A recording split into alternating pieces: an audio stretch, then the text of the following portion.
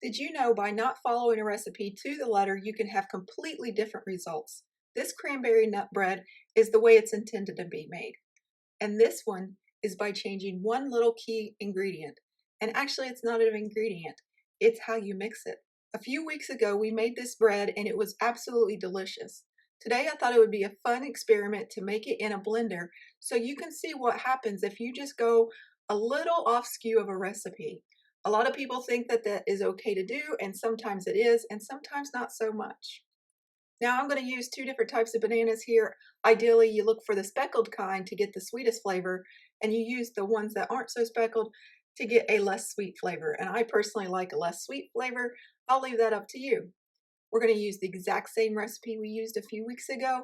We're going to take a few bites and give to the dogs because they love bananas and they can't have the rest of the food in the recipe.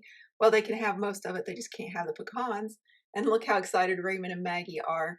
And I'm sure Jackson is around here somewhere, but you just can't see him because he's so tiny and off screen. And then we're going to mix all the ingredients except for the nuts and the pecans into the blender, and look how thin the batter is already. We're going to use a similar size pan, and we're going to just pour it in and bake it just like we did the last loaf.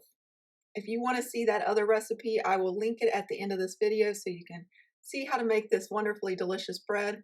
The interesting thing is when you overmix a quick bread, it ends up being a cake-like consistency and you'll get a taller loaf, but the crumb will be closer together and it just won't be the same. It'll be similar and it will still taste delicious, but you won't get that bread consistency. So when people tell you how to make something and they take the time to write out the instructions, try to follow along the best you can. I have made mistakes myself. Sometimes I think I can do it just as well without even following the directions, and I end up with cake instead of bread. As you can see, you can make the exact same recipe, and something as simple as using a different type of equipment will change the bread. I hope this tutorial was beneficial for you and just gave you an idea of how just changing one little thing can change the recipe entirely.